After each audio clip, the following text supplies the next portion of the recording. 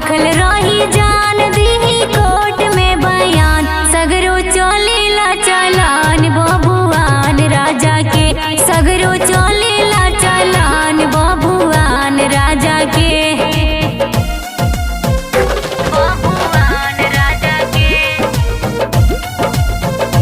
बबुआन राजा के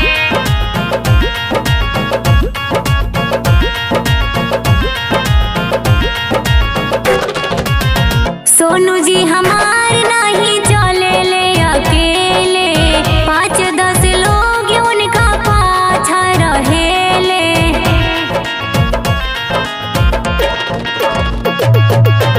सोनू जी हमार नहीं चले ले अकेले 5-10 लोग उनका पाछा रहेले सबके करेले समान ना दिखाओ कबो शांत सबके